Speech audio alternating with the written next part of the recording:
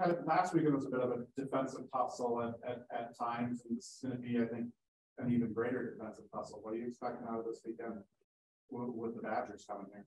Yeah, I think actually they're dynamic offense. I think that's always been Wisconsin's game. Yes, they're good defensively, but this year's team, I think, has really, really good depth up front and some youth in the back end and new goaltending. So I think from what we've seen on tape, it's a little different than in the past, but, you know, good depth at all positions as usual. But I think last weekend's games were really tight physically. Feels like there's not a lot of room when you're playing in Columbus for both sides. So I think it's a little bit different. Different when you get out of those tight. I mean, the rink is the same dimensions, but yeah, it's not actually. Oh, it is. Different dimensions there. Yeah.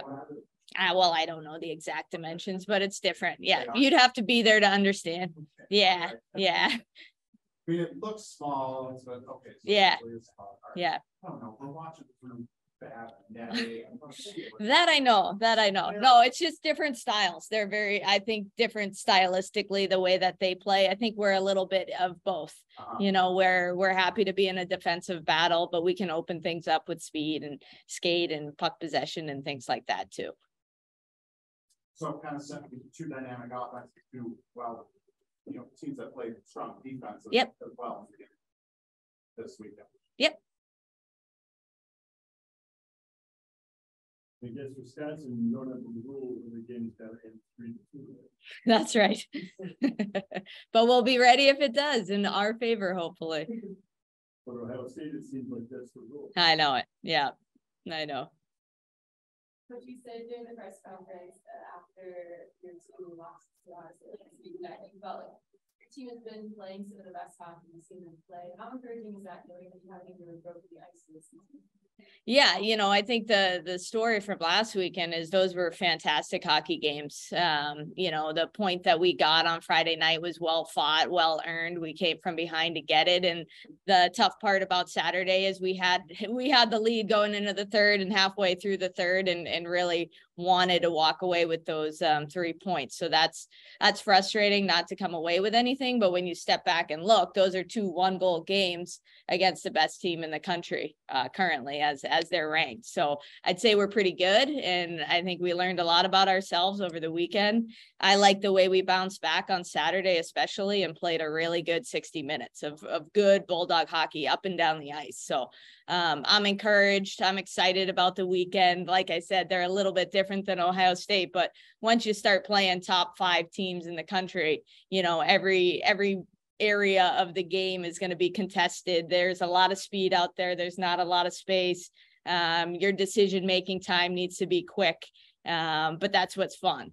I think that's what brings out the best in our group, is those high intensity games against the top teams. That's who we think we are, and that's who we want to play. So you learned a lot about your team this past weekend. What do you think you take from this back?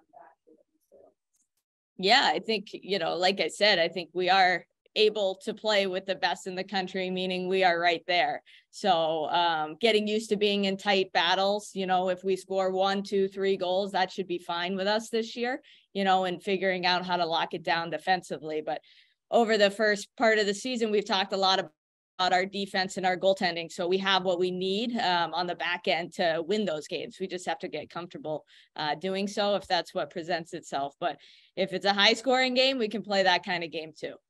How fun was it to skate that 3-on-3 all the way into the final minute this early on in the season and see how this works? Yeah, that's a good point, because our first one, we got a penalty, I think within the first 20 seconds or so, or we got a power play. So we get the 4-on-3 score to win it. The second one, Ashton took that puck off the draw and scored 10, 15 seconds into it. So this was more, like you said, more strategic. We got a lot of people out there, got to see a lot of different things. And it's a grind when you're playing 3-on-3 after really tightly contested games. So some kids played some really big minutes, but there was a lot of good takeaways to gain from that too. So I think we're encouraged. Like I said, I like the way we're playing, and we know we can get better in certain areas. And I think the exciting part is we have the opportunity right on Friday and Saturday to make some noise. Trent's got to win defense, but what does this offense need to do to, all this need to come to, Yeah, I think when you're not putting up, 4 or 5 goals a game, you probably need to shoot it a little bit more. I'd like to see us not be so picky and put more pucks on net and go to work. Ugly goals count the same as pretty goals, so it doesn't need to be a backdoor pass or something, a little more dynamic. Just put pucks to net and get your head up while you're doing it. Don't overhandle. And find the back of the net, because we have plenty of kids that can shoot the puck. We have plenty of kids that can score. It's just a matter of getting yourself into those spots and feeling confident with the puck on your stick. Not a topic of offense, and I'm sorry to make you talk about her standing here, but she's got far more assists and goals this year. Yep. Have you seen her role change in the offense a little bit without the other two that she played with a lot of last year, that her role has changed to maybe more of a facilitator, or is that just kind of happenstance through a small sample? I mean, obviously her line has changed. She played with Kleiner for 4 years, basically. So that's just something to get used to. And Jig is a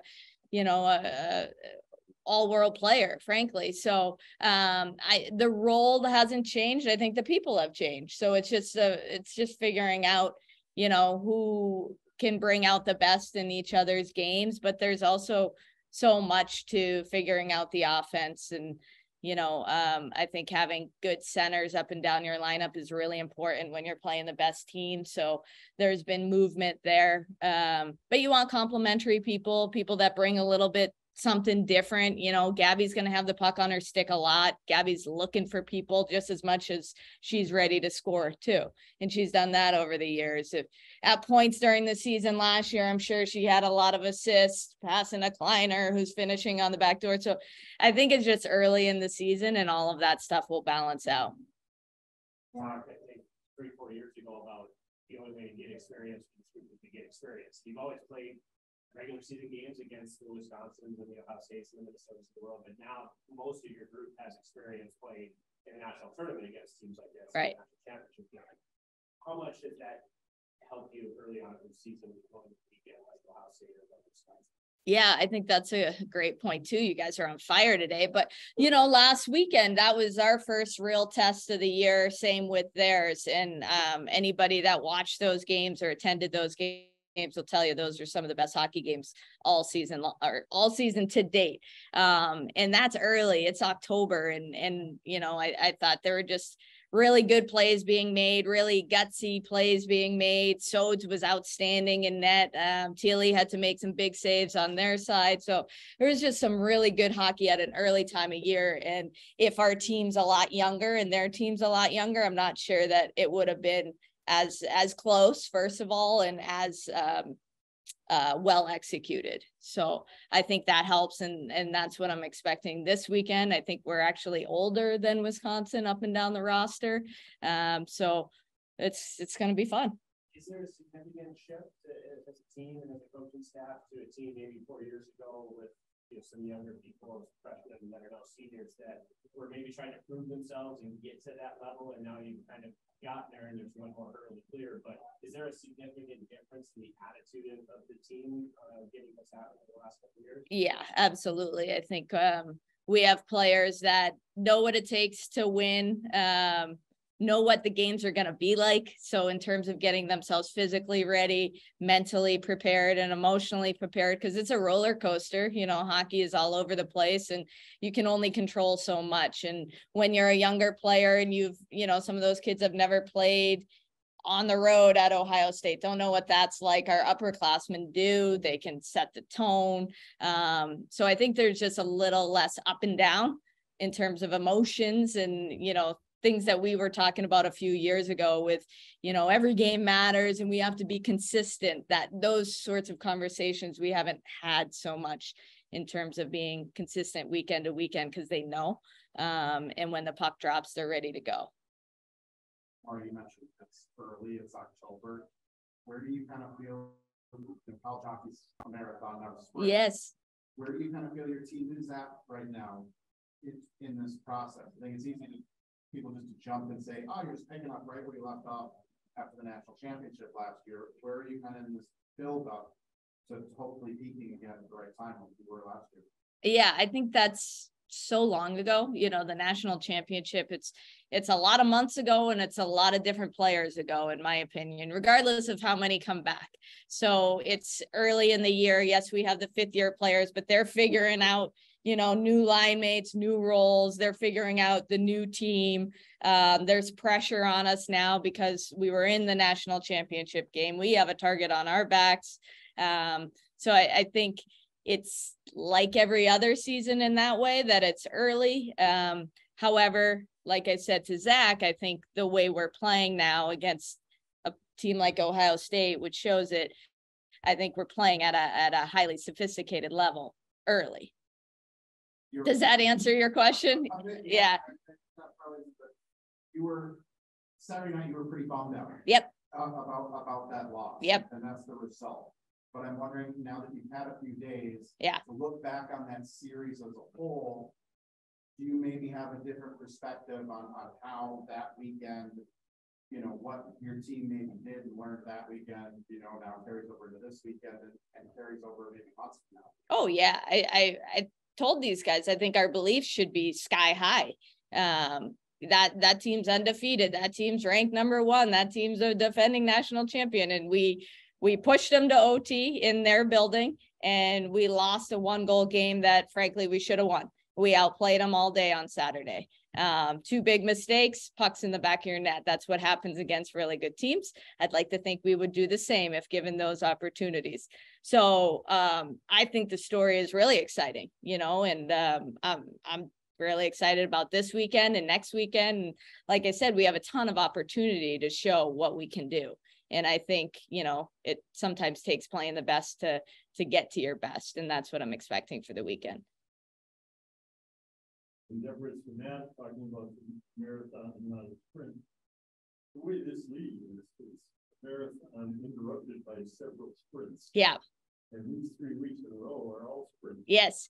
So you should be playing better and better and better all 6 games, I would guess. Yeah, I like that theory. I think there's a lot of value to that, right?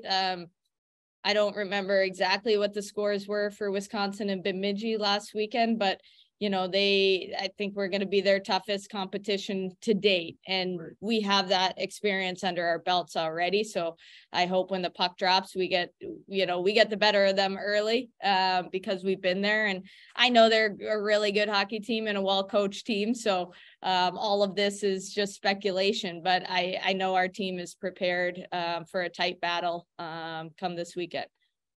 You ever gone back to Danlin the very first time they played? First year when they played down at Madison? UMD's first year playing there? No. It was pretty amazing. It would be filled in the first place. Okay. And they came out and tried to brawl. They cross-checked and knocked people down the whole time, and UMD pulled it out, but there was a couple of great fights. Nice. And it was a whole different deal, but it just set a tempo of rivalry. Right. For both teams in this particular series. That's cool. Yeah. I mean, we feel it. We might not know that exact history, but I'm glad you're sharing it. But like I said, when we play what's now, you know, the big teams in our league, and there are 4 of us, it's something we really get up for, and we get up for all of our games, but there's just a special feeling when you have the opportunity to gain respect, gain national attention. You know, we lose 2 1-goal games, push the #1 team to OT, and we drop in the rankings, which is just, it is what it is. But I would disagree with that, because I would say we are just as good, if not a little worse based on the results, than the #1 team in the country. So I think we're right there, and we're excited to play the big dogs. I kind of already feel bad for whoever you play after. Yeah. That's right. Your life would come out so. Yes. Help me out quickly before you have to go, because you watch this team every day, but we all know about the Gabbies, the Ashwins, the Emmas, the Maggies of the world, but who has been, or maybe there's a couple of players that maybe are unknown quantities to us that maybe have taken on bigger roles or surprised you?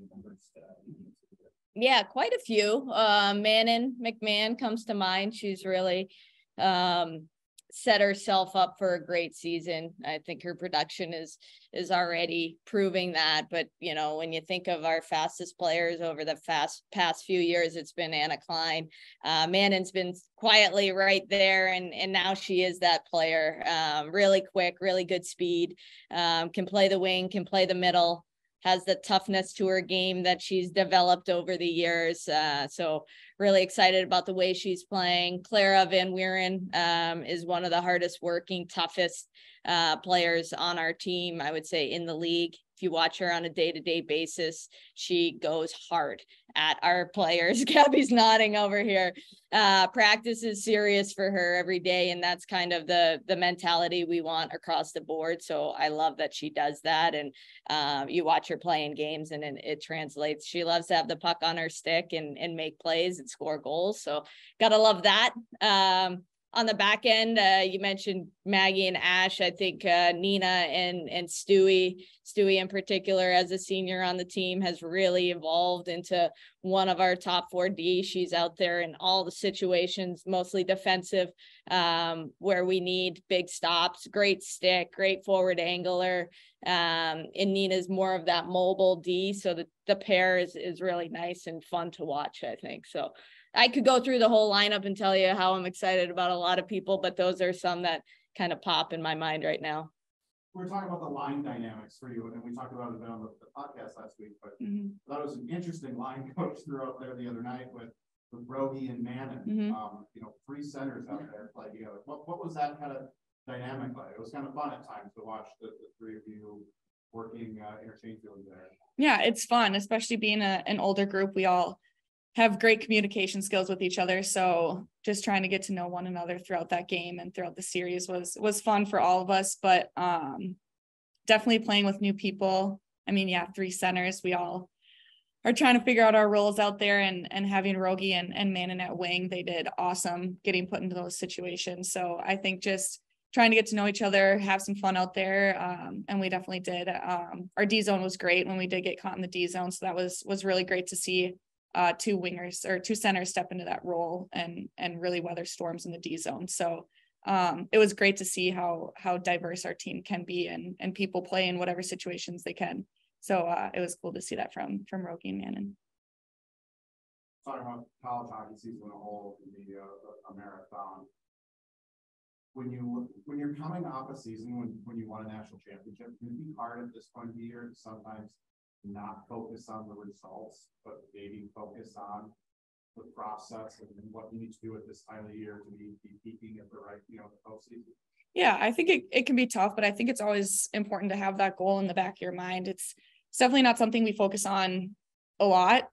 We definitely are focused day-to-day basis, and that's kind of been our model throughout all the years that I've been here. But it's nice to have it in the back of your head and have it be there so you know where you are going and what our end goal is. So not super focused on that, just day-to-day basis is kind of what we are. So it can be hard to do, but with the older group, we've kind of created that legacy and that mantra of one day at a time. So I think we all know that. About that tough 3-on-3 for all the way up until the final minute there, and some of the biggest takeaways from that long battle. Yeah, I think just learned a lot about ourselves and ourselves as a unit out there. 3-on-3, there's so much ice, and like Coach said, after playing a long, tough battle game and going into 3-on-3 and making it to those final minutes, definitely can take a toll on your body, but it's more of like a mental grind and knowing your teammates. And I think we learned a lot about how to get there and where we need to get to battle through those 3-on-3 situations. Provide you maybe some confidence knowing that you guys can stay strong and hold on for that long. Yeah, it did. I think we always have super high expectations for ourselves. So would like to be able to focus more on the offensive side of that, and rather than weathering it out and getting through that 3-on-3, really focused on how can we create more offense? How can we have the puck and they're the ones defending us? And I think that's kind of what we learned this weekend is where we want to get to. Looking at your stats, 2 goals, 10 assists, how does it feel? knowing that you're putting your teammates in a good position to score there is, it's kind of a little lopsided. I know the goals will come, but Yeah. How does that feel? It's fun. I like it a lot. I like having the new people. Like Coach said, I played with Kleiner for the last 4 years. I think maybe one game I didn't have on my line. So it's different, but it's a fun experience trying to get to know new people and have them get to know me, and that communication side of it is super fun. So when it does pay off, when we talk on the bench of our personal habits and what we do, and then having it pay off on the ice and having other people bury some goals is definitely a super fun experience, and hopefully we can continue that. How do the shots compare this year and last? Huh? How do your personal shots compare last year? Are you shooting more or less? I would say I'm shooting a little bit less. Like Coach said, I think all of our offense is being a little bit picky, wanting to have that identity that we had last year of the pretty goals and wanting to make those pretty plays. So I think all across the board, myself included, just needs to laser those pucks at the net a little bit more and have bodies in front of the net and get those gritty goals before we can really focus in on our dynamic offense and get those pretty ones.